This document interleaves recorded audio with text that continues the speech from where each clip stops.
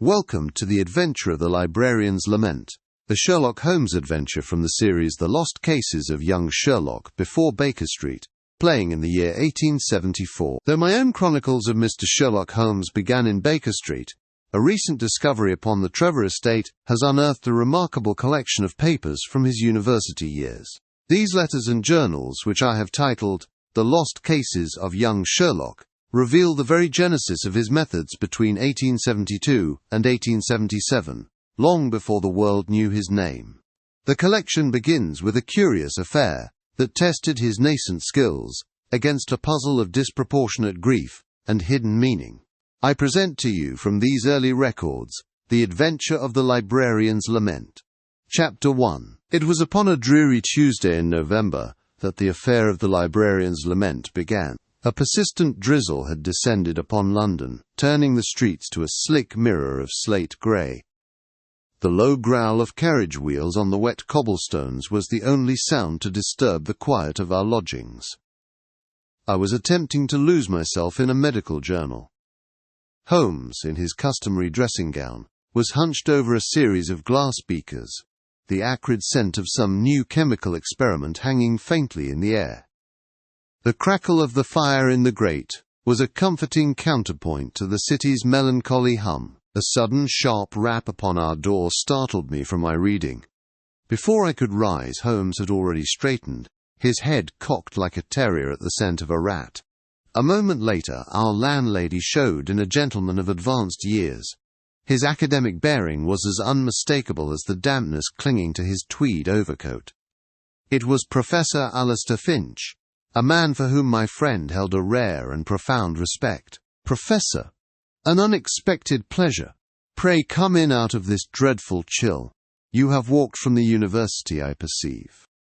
However, you wisely employed a hansom for the final quarter-mile to spare your boots the worst of the mire," remarked Sherlock Holmes. The professor smiled wearily as he shed his coat, his movements slow and deliberate. He settled into the armchair I indicated, extending his thin hands towards the welcoming blaze. The firelight danced across his furrowed brow, revealing a deep-seated anxiety in his gaze. "Your eyes, as ever, miss nothing, Holmes. You are quite correct. I come to you with a matter of some urgency. I confess, however, it is a problem of such a peculiar and seemingly trivial nature that I feel almost foolish for troubling you," Professor Alistair Finch answered. "Triviality, Professor, is often the cloak of significance. Pray continue," Sherlock Holmes pointed out. Holmes abandoned his chemical pursuits entirely. He leaned back in his chair with his fingertips pressed together, his expression one of intense concentration. The faint bubbling from his experiment suddenly ceased. In the abrupt silence that followed, only the ticking of the mantel clock marked the passing seconds. "It concerns the university's special collection. A single page has been removed from a book. Not a rare manuscript, mind you, nor an illuminated folio. It is a page from a simple gazetteer of English counties, printed some 200 years ago. A thing of little monetary value," said Professor Alistair Finch. I saw a flicker of disappointment cross Holmes's face. The problem seemed indeed to be one for the local constabulary, and not for a mind such as his. "A single page from a gazetteer? A matter of library discipline, perhaps, but hardly a case to warrant your personal intervention, let alone a journey across London in this weather," explained Sherlock Holmes. "Ah, but that is where the true puzzle lies. It is not the theft itself, Holmes, but the reaction it has provoked. Our chief librarian, Mr. Elias Abercrombie, is utterly undone by it. I have known the man for 30 years. He is as steady and dispassionate as the ancient stones of the library itself, yet now he is distraught. His distress is so profound, so entirely out of proportion to the loss, that it has become the talk of the faculty," Professor Alistair Finch said. At this, languor left my friend's posture. He leaned forward, and a familiar, predatory gleam ignited in his grey eyes. The game, as he was so fond of saying, was afoot. Disproportionate.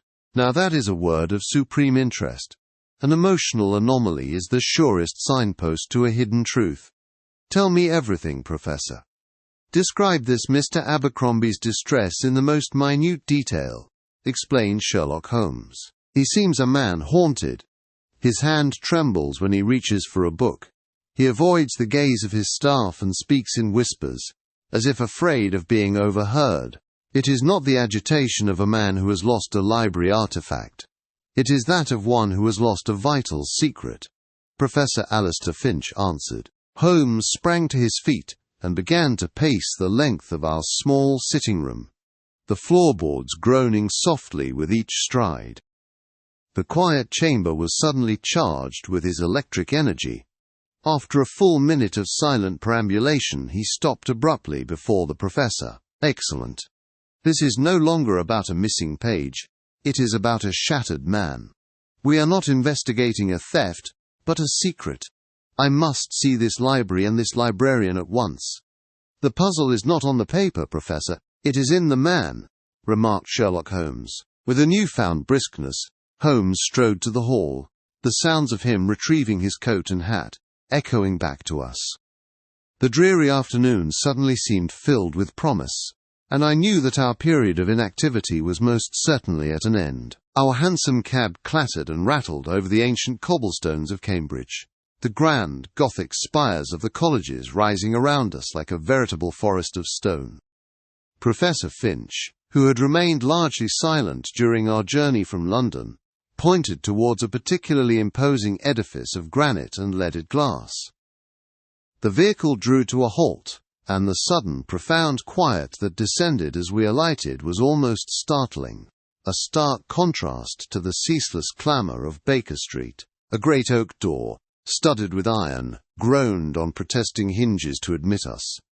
We stepped from the bright morning into a solemn cathedral-like silence. The air within the library was cool and still, thick with the rich, layered scent of aging paper, leather bindings, and beeswax polish.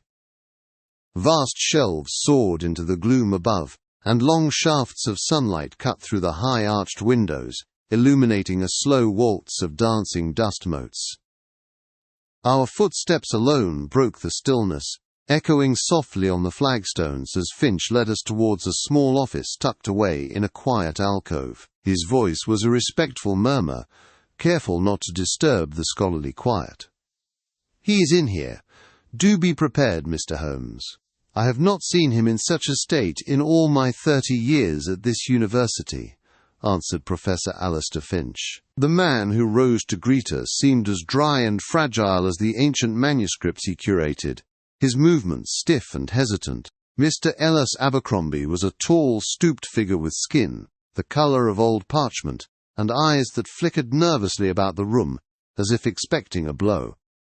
I noted at once a distinct tremor in his right hand, a fine, constant shaking which he quickly concealed behind his back, after a brief, fluttering gesture of welcome. His voice was thin and reedy, cracking with strain. "Professor Finch. And this is—" "The gentleman?" Mr. Elias Abercrombie answered. "I am Sherlock Holmes." "You have suffered a loss, I understand," declared Sherlock Holmes. Holmes's tone was unexpectedly gentle, yet his eyes were sharp, taking in every detail of the librarian's agitated state. He did not offer his hand, a small courtesy that I believe spared Mr. Abercrombie the embarrassment of revealing his uncontrollable shaking. "A loss? Sir, it is a desecration, an act of barbarism within these hallowed walls. A page, a single page torn from the heart of the collection," replied Mr. Elias Abercrombie. He paced the small space, his agitation growing with every word, the floorboards creaking faintly under his restless feet. He wrung his hands, the knuckles showing bone-white with tension. Holmes remained perfectly still, an unmoving, fixed point in the librarian's frantic orbit. A professional catastrophe, to be sure, and yet I fancy this is more than that. Your collar is frayed, suggesting you have been tugging at it for the better part of a day. The ink stain on your cuff is smeared, not blotted, the work of a distracted hand. These are the signs of personal anguish, Mr. Abercrombie, not professional vexation," remarked Sherlock Holmes. The librarian stopped dead, his pacing silenced in an instant. He stared at Holmes, his mouth slightly agape. The darting, fearful quality in his eyes was replaced by one of sheer, uncomprehending astonishment. "How could you possibly know?" Mr. Elias Abercrombie replied. "I know that a custodian grieves for the integrity of his collection, but a man grieves for a part of himself. You do not merely feel this loss, sir, you are terrified by it. This page was more to you than a simple record of geography, was it not?" Sherlock Holmes pointed out. The fight seemed to drain out of the old man entirely. He sank into his chair, with the weight of a sudden, immense burden, his shoulders slumping in defeat. A long, shuddering sigh escaped his lips, a sound of air and anguish. The first true note of resignation we had heard from him. He spoke in a voice that was now little more than a whisper. "You see a great deal, Mr. Holmes. Far more than I had anticipated. Words will not suffice. It is better that I show you the volume itself." "Come," said Mr. Elias Abercrombie. He pushed himself to his feet, a new, sombre purpose in his movements. The nervous energy had vanished, replaced by a grim resolve. He led the way out of his office, his soft-soled shoes making a faint, papery shuffle on the cold stone floor as we followed him back into the vast, silent hall of knowledge. Mr. Abercrombie led us from his cramped office into the main repository of the special collections. Our footsteps echoed with a hollow solemnity against the vaulted ceiling, a sound swallowed by the sheer mass of silent leather-bound knowledge that surrounded us. The air was cool and still, heavy with the unique scent of aged paper and binding glue. The young woman whom the librarian introduced as Miss Thorne followed at a respectful distance, her presence as quiet and unobtrusive as a shadow. The librarian stopped before a grand oak lectern, upon which rested a colossal folio volume, its covers scarred by the passage of centuries. His hands, I noted, trembled as he gestured towards it, the tremor I had observed earlier now alarmingly pronounced. "There, the gazetteer. See what has been done to it. An act of pure vandalism, a desecration," remarked Mr. Elias Abercrombie. His voice, though low, was tight with a distress that seemed to border on physical pain. He opened the heavy cover to the afflicted section. A single page had been excised, not torn but cut away with a brutally sharp blade, leaving a stark white margin of stubble against the yellowed paper. It was a clean, precise wound. While Abercrombie continued his lamentation, describing the unique watermarks and the historical significance of the paper itself, Holmes paid him no mind. My friend produced his pocket lens and bent low over the book, but to my great surprise, his attention was not upon the empty space where the page had been. Instead, he directed his intense scrutiny to the subsequent leaf, turning it gently with the very tips of his fingers. "Curious, most curious," Sherlock Holmes noted. He murmured the words more to himself than to us. He angled the book slightly, catching the thin light that filtered through a high, Gothic window. For a full minute the only sound was the faint rustle of paper, as Holmes adjusted his position. "What is it, Holmes? Do you see a clue in the paper itself?" asked Dr. John Watson. "Better than a clue, my dear Watson. A message from the departed," observed Sherlock Holmes. He straightened up and turned his keen grey eyes upon the librarian. His voice was suddenly sharp, cutting through the man's mournful monologue. Mr. Abercrombie, the thief, was not merely content to steal the information, he was, it appears, transcribing it. And in his haste, he has left us an echo. Sherlock Holmes observed sharply. He pointed a long, slender finger at the page he had been examining. I leaned closer, and at first saw nothing, but as Holmes indicated the precise spot, I could just perceive the faintest of indentations upon the surface of the paper, scratches and lines that had been impressed through from the stolen page by a heavy hand. It was at that exact moment that I heard it. A short, sharp intake of breath from Mr. Abercrombie. It was a sound of pure shock, almost of fear. Holmes's eyes flickered towards him for a fraction of a second, a glint of triumph in their depths. The librarian knew. These impressions are our only true witness. The thief's quill, or perhaps a metal stylus, has told a tale his blade sought to conceal. Miss Thorne, has any student of cartography or land claims been granted access to this volume recently? The quiet assistant, who had remained perfectly still until now, blinked once before answering. Her voice was soft, but clear and certain.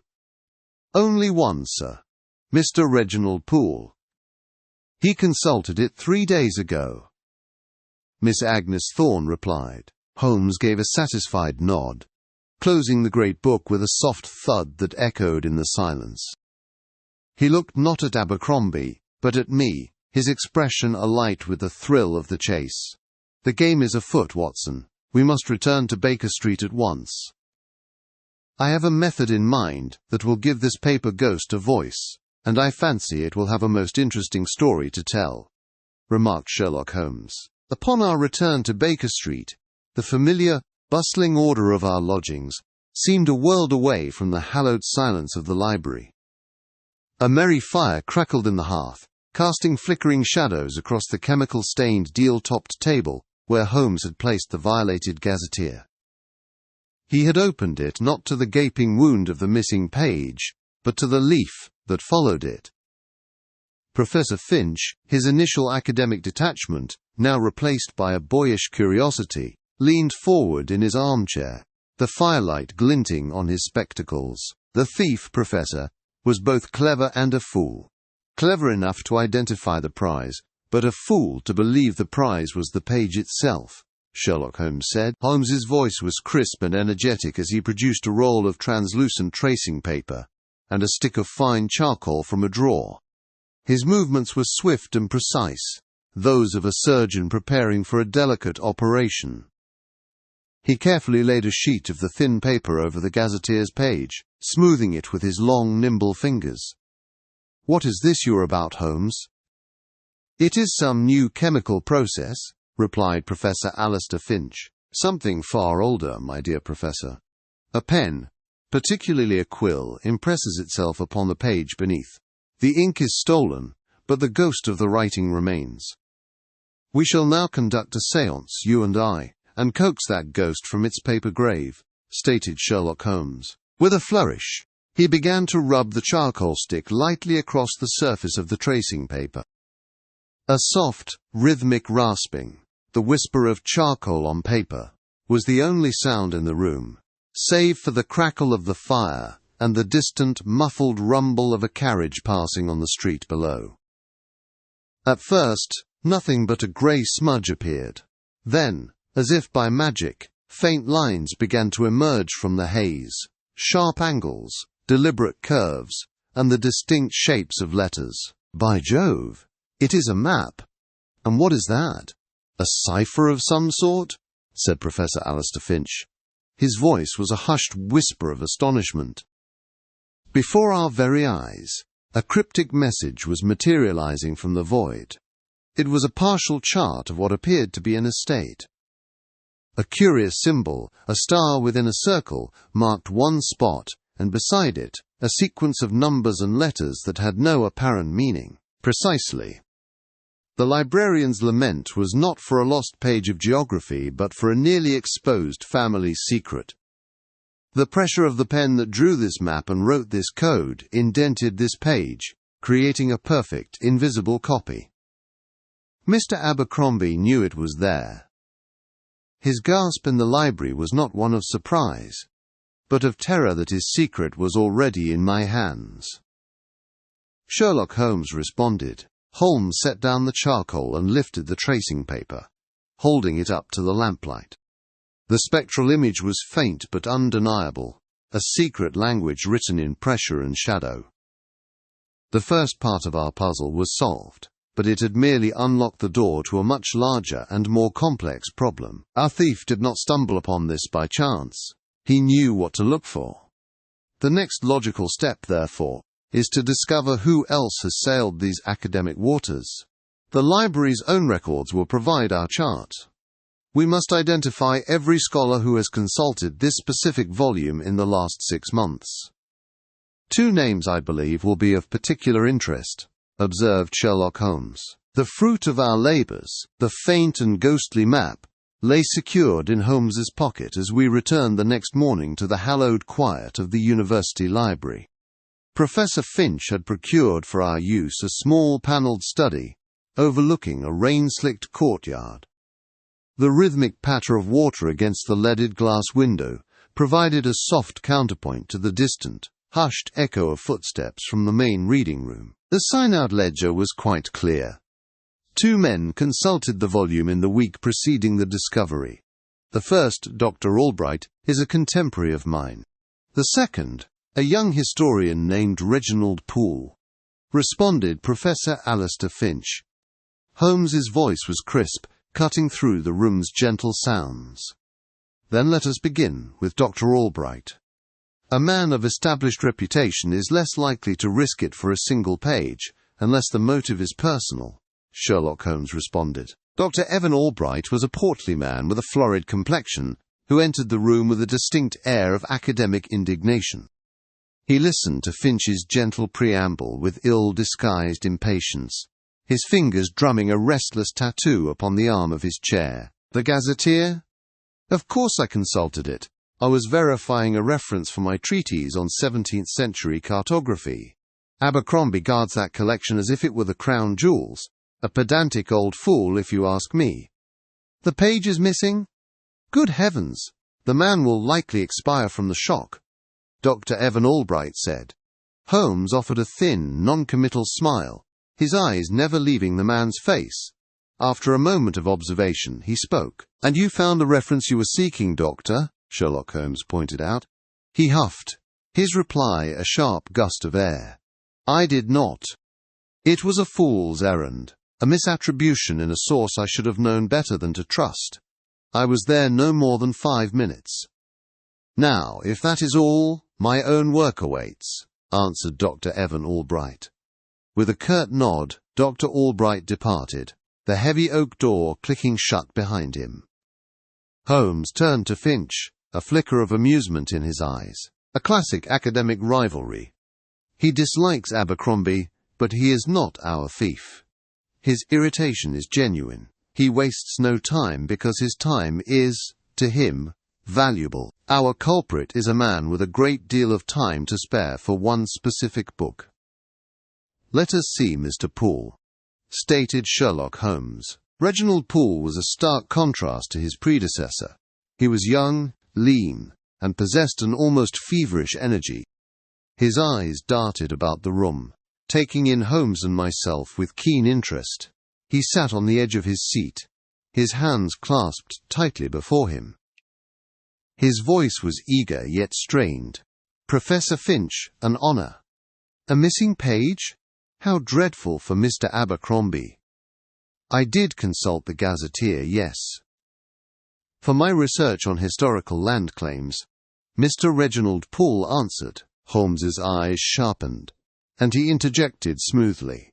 "Ah, yes, your work on the old Abercrombie estate. Most fascinating. It is a curious thing, is it not, that a family's land should be lost, but whispers of a hidden legacy persist in local correspondence," Sherlock Holmes observed sharply. At this, a flicker of alarm crossed Poole's face. His knuckles whitened. I am not certain I follow you, sir," replied Mr. Reginald Poole. Holmes leaned forward, his voice lowering to a quiet, intense pitch that seemed to absorb all other sound in the room.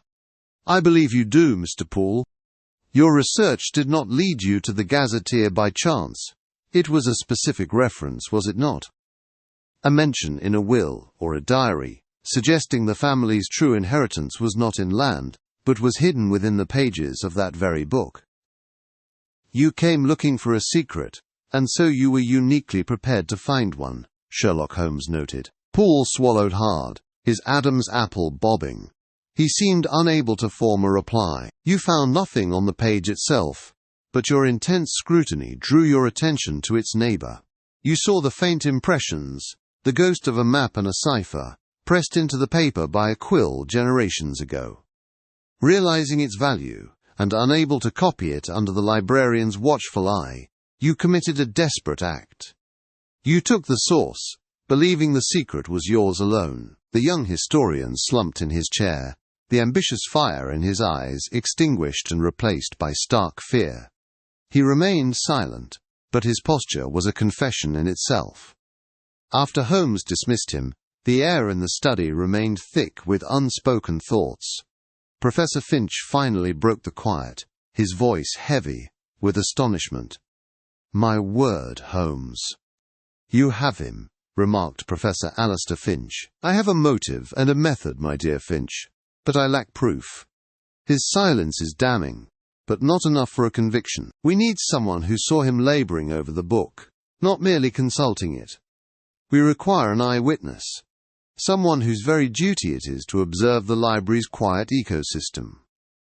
"We must speak with the assistants," observed Sherlock Holmes. Leaving the ambitious Mr. Poole to his own devices, Holmes declared that our next port of call lay once more within the hallowed quiet of the university library. The great reading hall was a cavern of scholarly silence, its vast vaulted ceiling lost in the afternoon gloom. The only sounds were the dry rustle of turning pages and the distant rhythmic stamp of a librarian's device. Holmes's eyes scanned the room, his gaze settling upon a slight figure perched upon a high stool in a far alcove, diligently repairing the spine of some ancient tome. "That, Watson, must be our Miss Thorne. A creature of habit and precision, or so Professor Finch described her. Such qualities are invaluable," Sherlock Holmes observed sharply. Our footsteps echoed softly on the polished floorboards as we approached. The young woman looked up, her eyes wide with a timid curiosity. She was plain of feature, yet possessed a look of such intense concentration that it lent her face a peculiar intelligence. Holmes introduced himself with a gentle courtesy that I have seen him employ to great effect, and her initial apprehension seemed to melt away. "Miss Thorne, we are investigating the small matter of a missing page. Your assistance, I believe, may prove more useful than that of anyone else in this building. I am told you have a remarkable memory for detail," observed Sherlock Holmes. A faint blush coloured her cheeks, but she nodded. Her voice, when she spoke, was as quiet and precise as her movements. "I do my best to observe, sir. It is part of the work. One must know where everything belongs, and who has had cause to move it," said Miss Agnes Thorne. "Excellent. Then cast your mind back to Tuesday last, specifically to the county gazetteers. You recall Mr. Reginald Poole consulting the 17th century volume?" Sherlock Holmes noted. She paused, her gaze turning inward for a moment as she sifted through the catalogue of her memory. "I do, sir. He was with it for the better part of an hour." "It struck me as odd," Miss Agnes Thorne replied. "Odd in what manner?" Sherlock Holmes pointed out. "His posture, sir. He was not reading in the usual way. He was hunched over, pressing down upon the book with his pencil. Not on the page he was viewing, but on the one laid over it. He held it so very still, as if he were tracing a design beneath," said Miss Agnes Thorne. Holmes cast me a triumphant glance. Her testimony confirmed his suspicion entirely that the thief's true purpose was not to read the page, but to use it, leaving an impression on the sheet beneath. It was a theory as elegant as it was simple, precisely as I suspected. He was not merely reading Miss Thorne, but writing, using the page for his own secret message, and in so doing, leaving its ghost upon the page beneath. "Your eye for detail has been most illuminating," remarked Sherlock Holmes. He made to turn away, the matter seemingly settled in his mind, but the young librarian had not quite finished. A slight frown creased her brow, a sign that her meticulous memory was not yet satisfied. "There is one other thing, sir, though I am sure it is of no consequence," Miss Agnes Thorne said. "In my profession, Miss Thorne, everything is of consequence, until it is proven otherwise." "Pray continue," deduced Sherlock Holmes. "It is only that another gentleman was in that same section not long after Mr. Poole. Dr. Albright. He seemed most agitated, pulling down several volumes and replacing them with a clatter. His hands trembled slightly as he ran his fingers along the shelves. It was unusual, for he is normally a most placid man. Miss Agnes Thorne replied. Holmes stood motionless, his sharp features fixed in thought. This new piece of information was an unexpected current in what had appeared to be a placid stream. It did not refute our primary conclusion, but it muddied the waters most curiously. Was Albright merely a frustrated academic, or another player in this subtle game? Curiouser and curiouser. Another thread to be tugged, but it does not change the central fact. Poole had the method, he had the motive, and now, thanks to you, we have a witness to his peculiar artifice. The question of who is all but answered, Watson. Our true quarry now is the question of Poole, Boole, question Gorman. We must discover the secret that old Page was made to conceal. Observed Sherlock Holmes. His energy had returned, his mind already leaping from the grubby business of the theft to the pristine intellectual challenge that lay beyond. The hunt for the thief was over.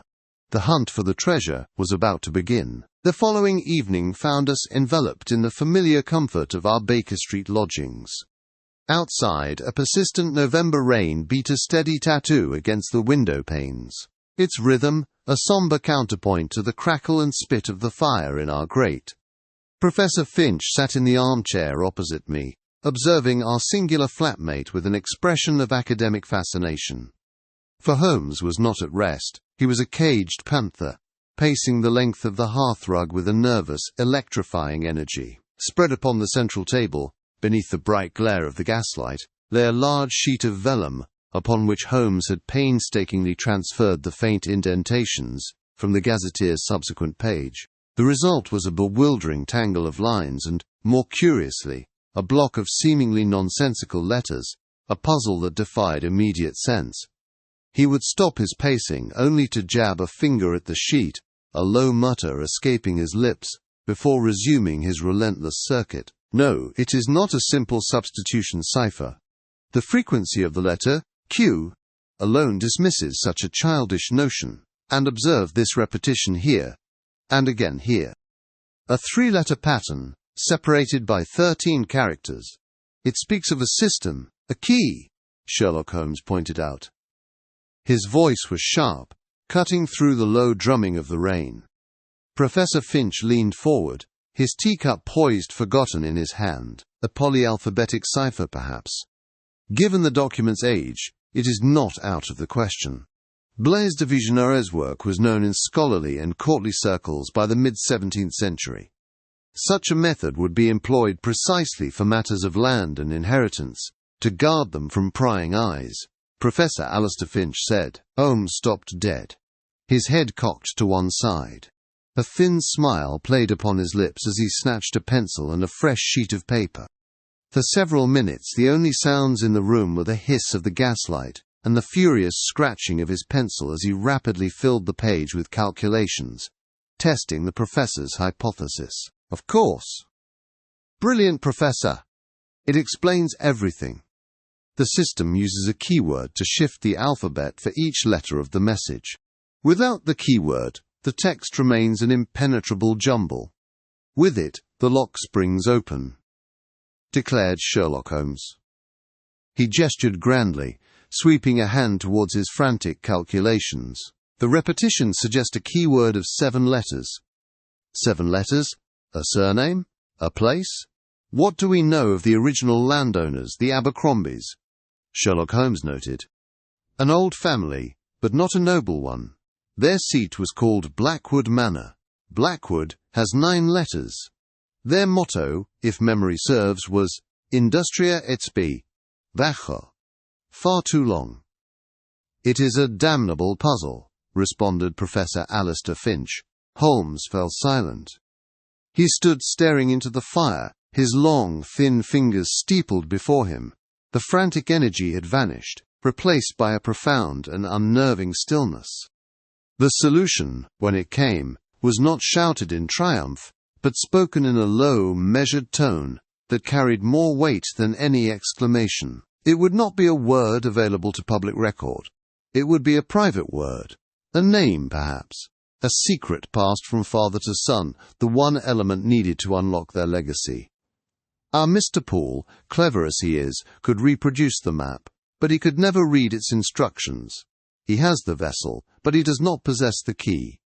Sherlock Holmes noted. He turned then, his grey eyes burning with a sudden fierce intensity. He began rolling the vellum, rubbing into a tight scroll, the crisp rustle of the paper echoing in the quiet room. There is only one man who might have been entrusted with such a secret.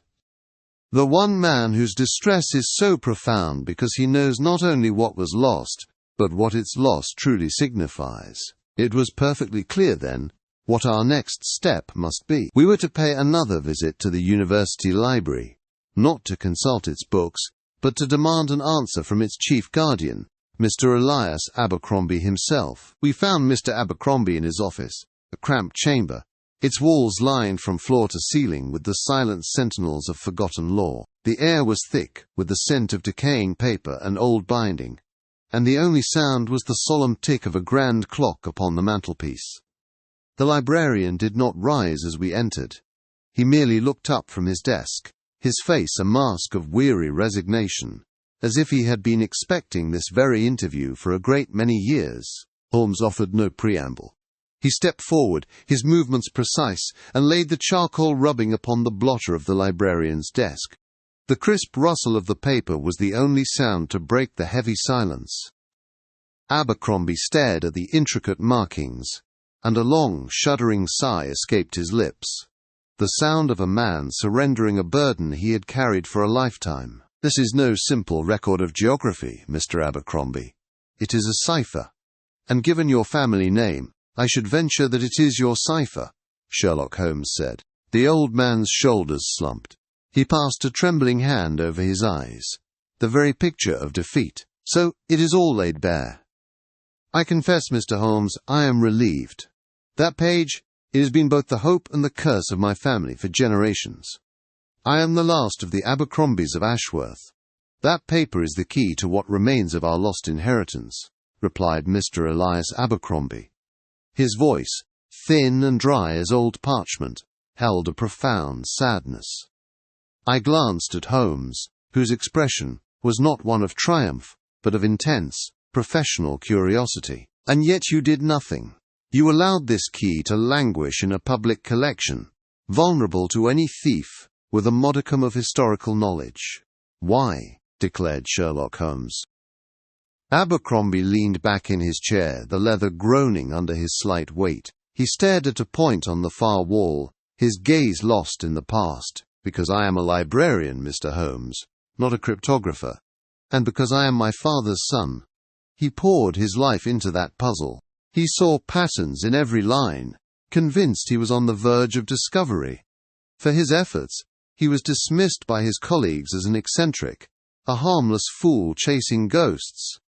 The ridicule broke him, Mr. Elias Abercrombie said. A tremor entered his voice, a faint echo of an old and deeply seated pain. I tried once, in my youth. I spent a year tracing the symbols, applying every method I could find, only to meet the same impenetrable wall. The shame of that failure, piled upon the memory of my fathers, was enough. I resolved to be a custodian of knowledge, not a pursuer of it. I locked the ghost away. Holmes stood motionless for a long moment, his steepled fingers pressed to his lips. The clock ticked on, but it was clear Holmes was no longer merely listening to the past. He was assembling the solution. When he finally spoke, his tone was devoid of judgment, sharp only with the thrill of the intellectual chase. Your failure, and your father's, was not one of intellect but of information. The cipher is a variation of a polyalphabetic system. It cannot be broken by frequency analysis alone. It requires a keyword, a password, if you will. Something known only to the family, stated Sherlock Holmes. He leaned forward, his grey eyes boring into the librarian's. The room seemed to shrink, the very air tightening around this one critical question. A family of such standing would have a creed. A motto passed from one generation to the next. That, sir, is the key I am missing. Tell me, Mr. Abercrombie. What are the words of your house?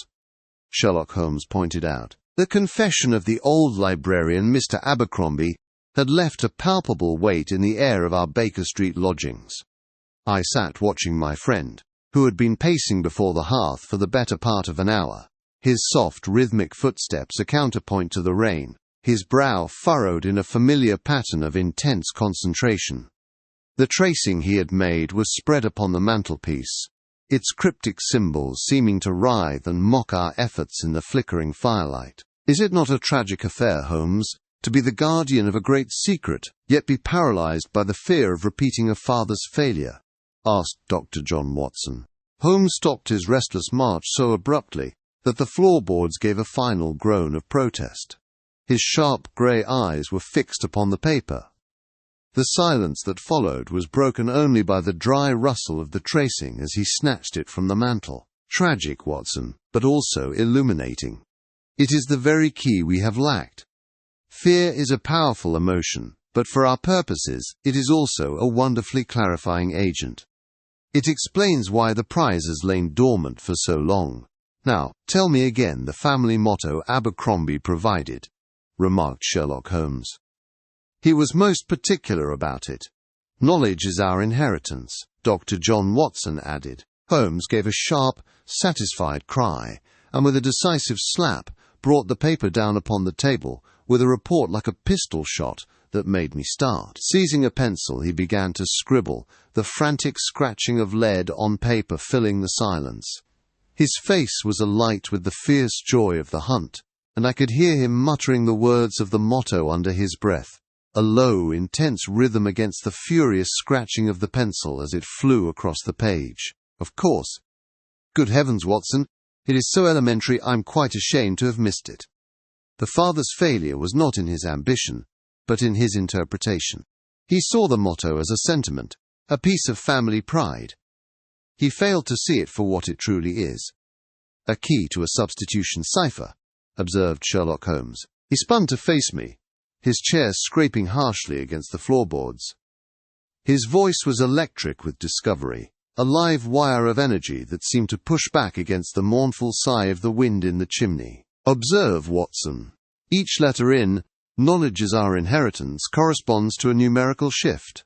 The first symbol is keyed to K, the second to N, and so forth. It is a simple, polyalphabetic cipher, but one which is quite impenetrable without the precise key phrase. The previous generation saw a map and sought a treasure buried in some distant field.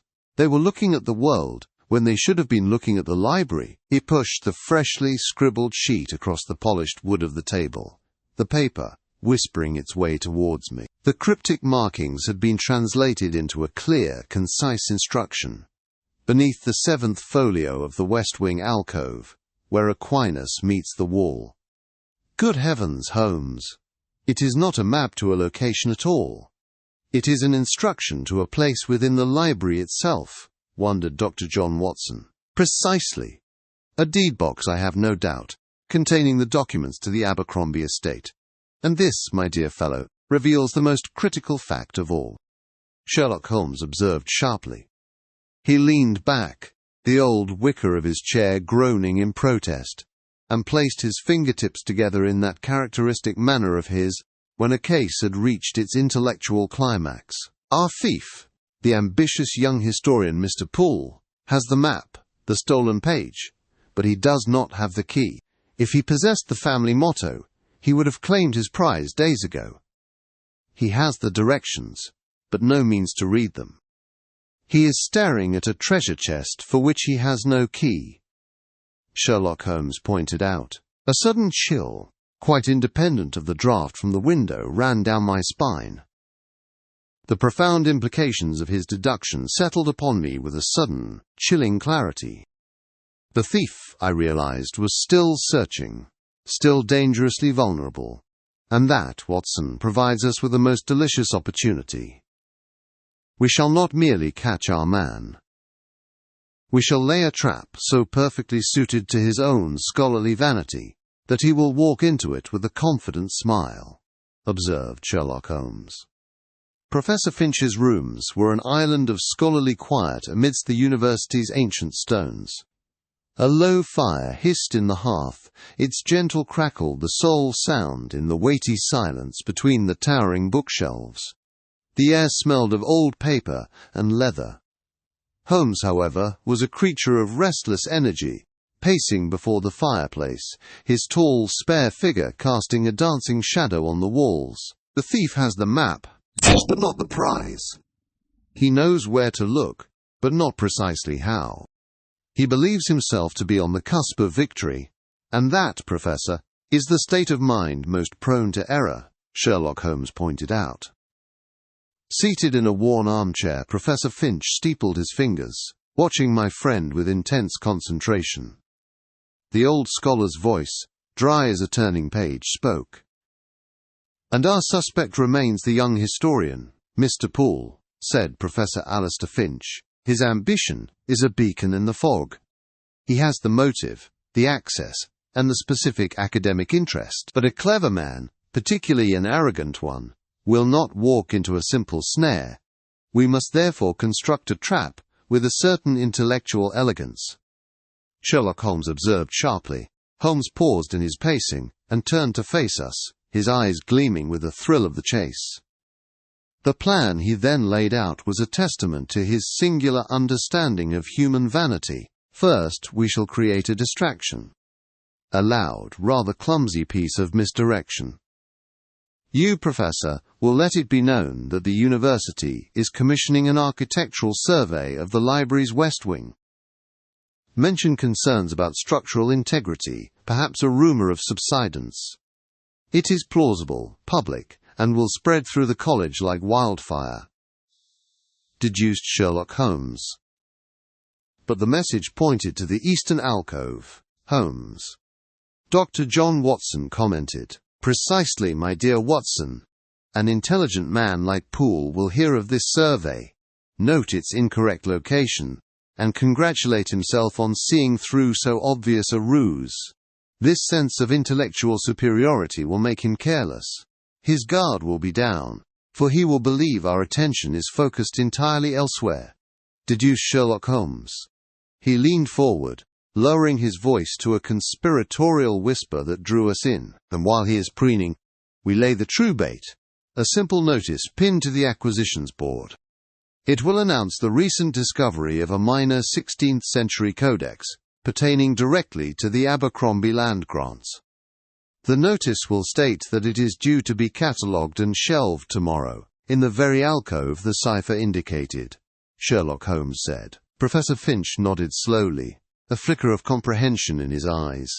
The sheer audacity of the psychological manipulation was, I confess, quite remarkable.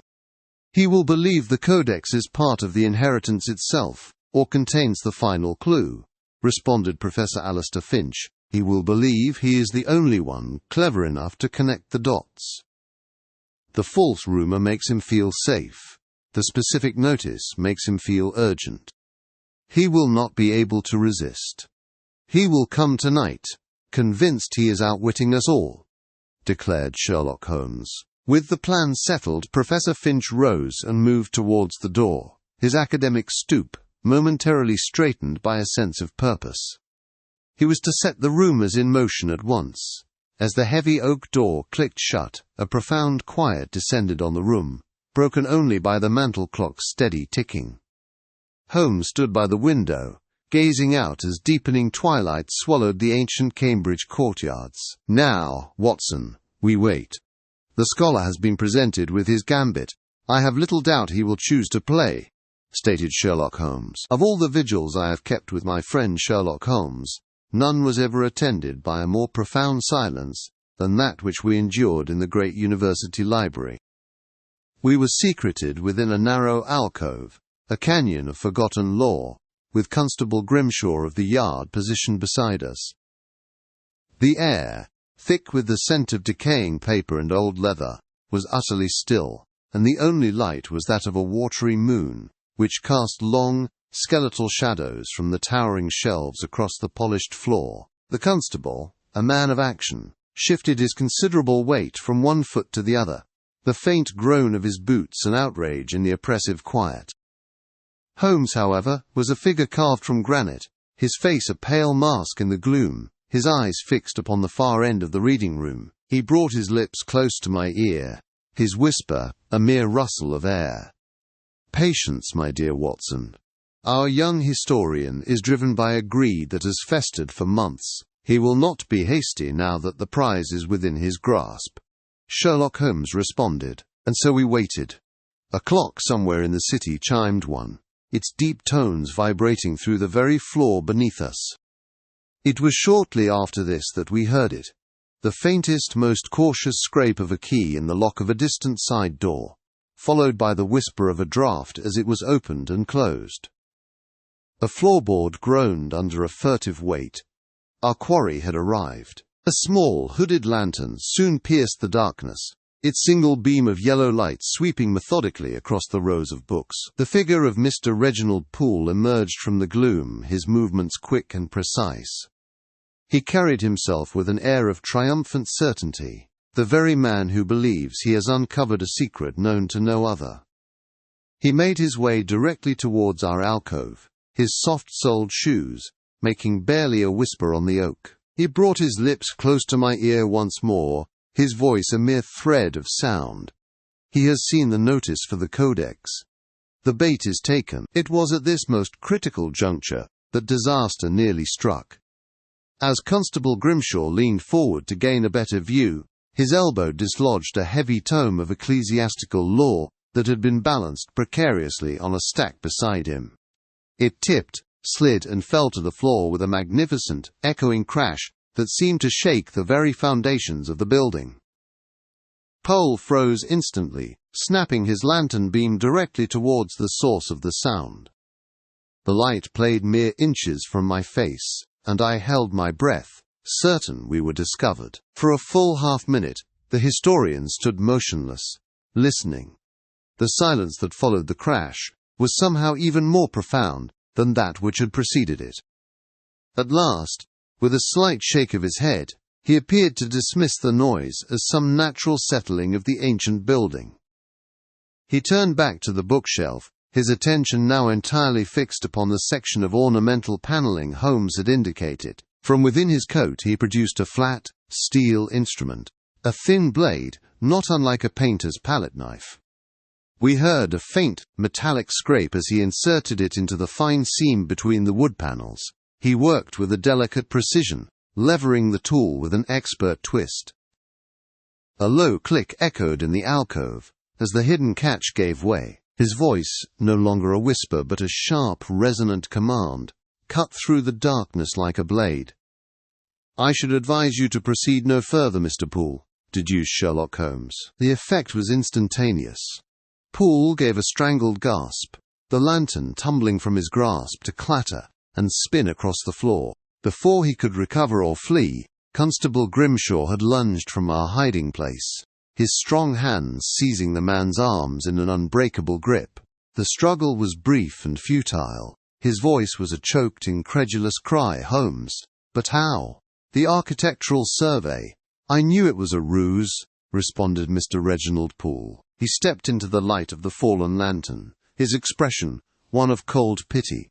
"Indeed you did, which was precisely the reaction upon which I counted. Your attempt to prove your own cleverness, sir, has been your undoing," replied Sherlock Holmes.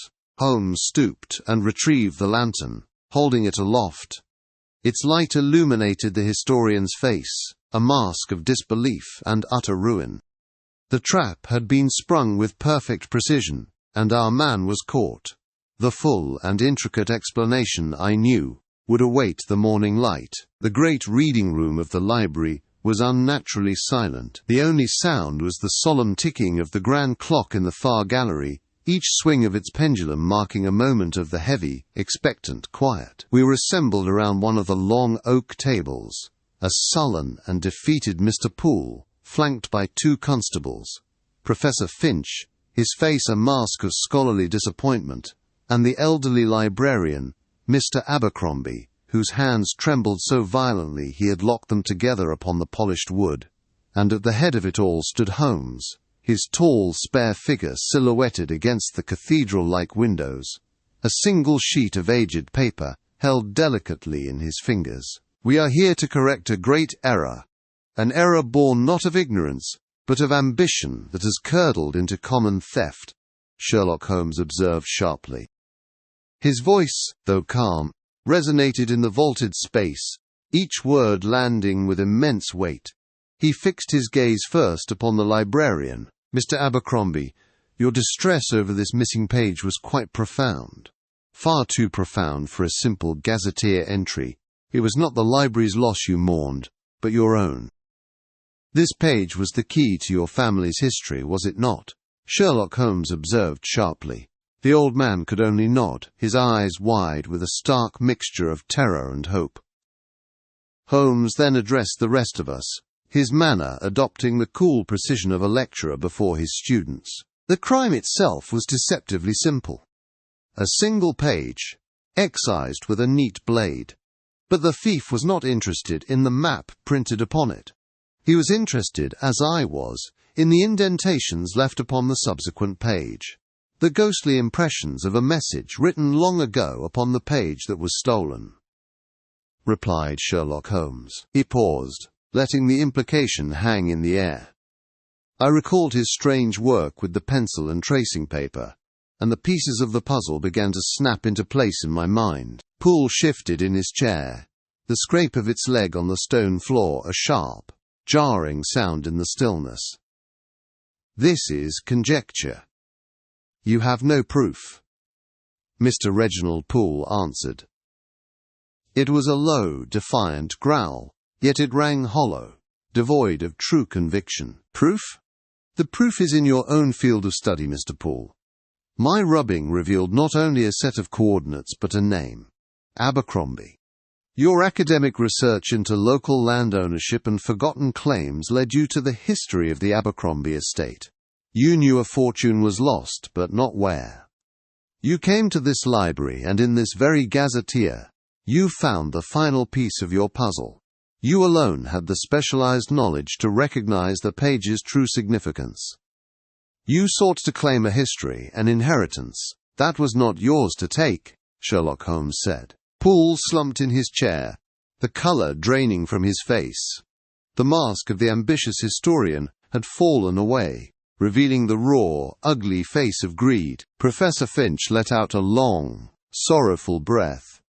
"To what end, Reginald? To steal from a man like this?" Professor Alistair Finch replied. Poole remained silent, his gaze locked on the floorboards.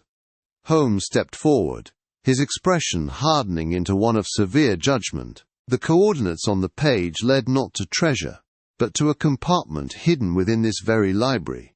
A compartment from which Mr. Poole was attempting to extract this, explained Sherlock Holmes. One of the constables stepped forward and placed a small, iron-strapped deed box upon the table.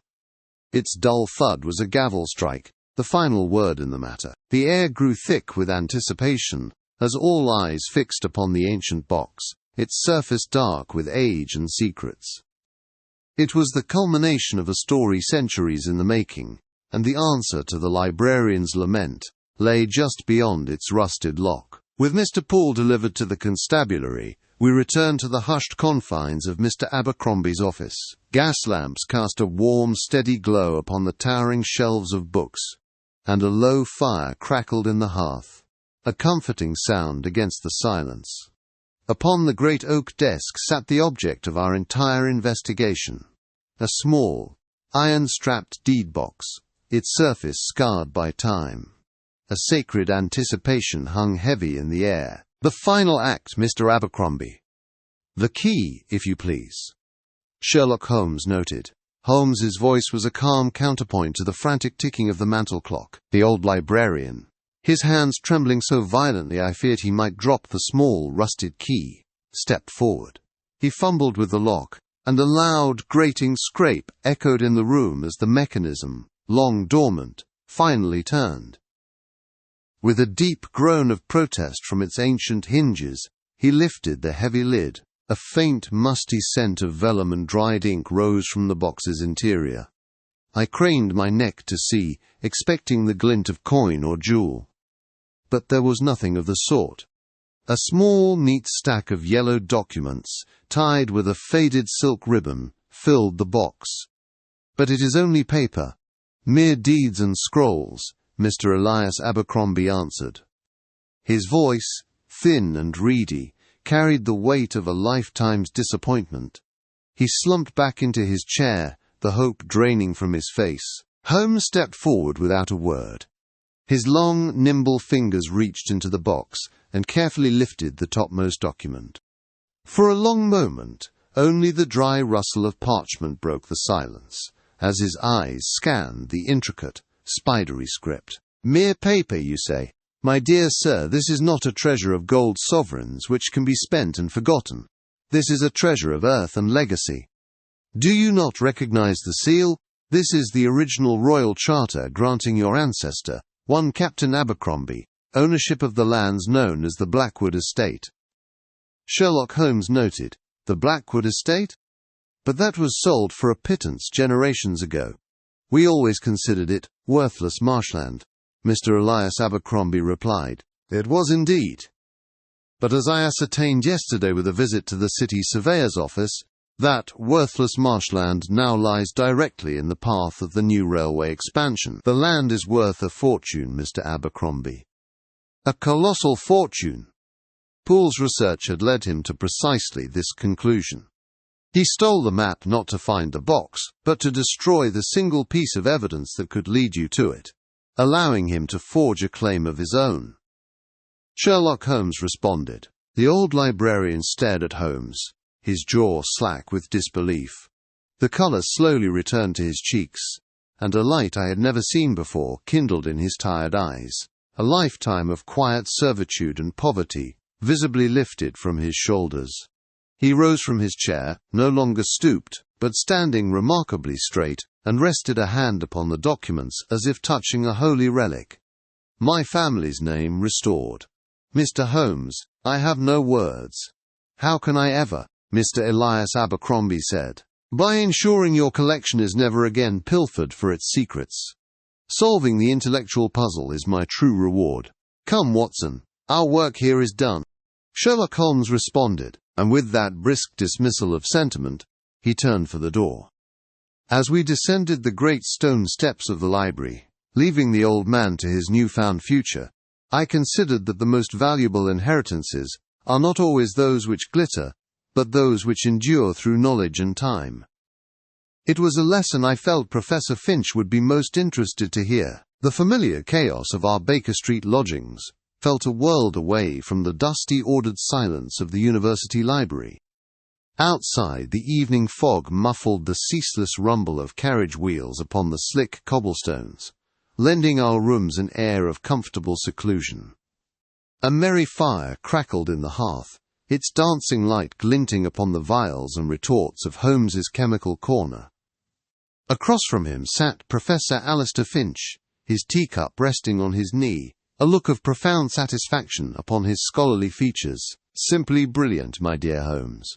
A truly masterful synthesis of observation and logic. You have taken the abstract principles we discussed in my study years ago, and forged them into a practical and formidable weapon," Professor Alistair Finch answered. Holmes waved a dismissive hand, though I saw a flicker of pleasure in his keen grey eyes. He reached for his pipe, the scrape of the match against the mantelpiece, a sharp, brief sound in the quiet room. The problem itself was not so complex.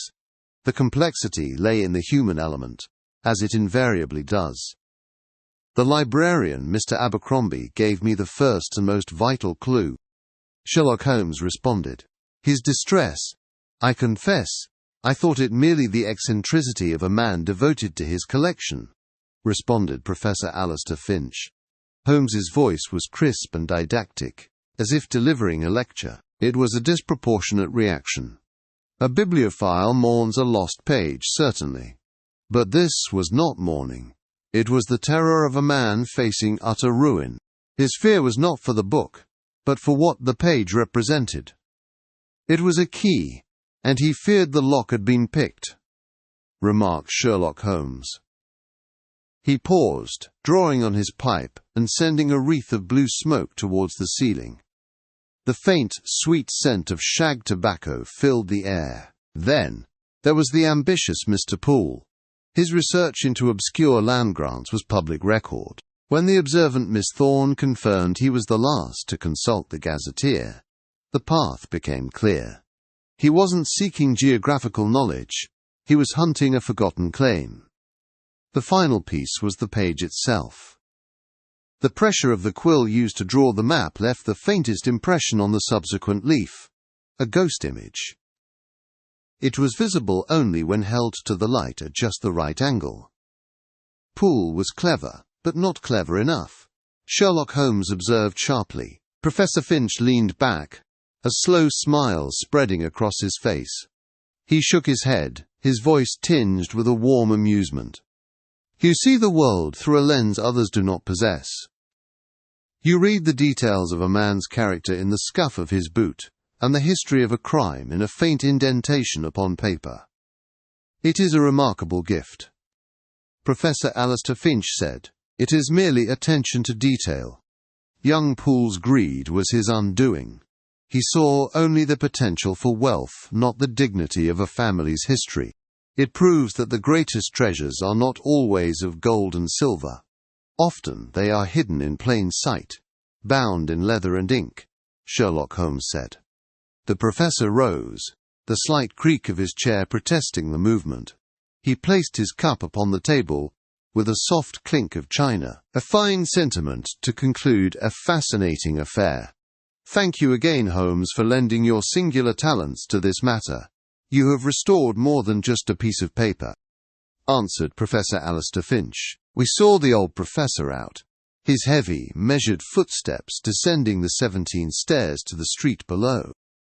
The front door clicked shut, and the sound of his heavy, measured footsteps was soon lost, leaving Holmes and I once more in the sanctuary of our rooms. For a long while he stood before the fire, lost in thought, the flickering light casting his hawk-like profile into sharp relief against the shadows. And now, Watson, I should not be surprised if the Morning Post brings us a matter of an entirely different sort. The darkest motives, after all, are not confined to the quiet halls of academia, explained Sherlock Holmes.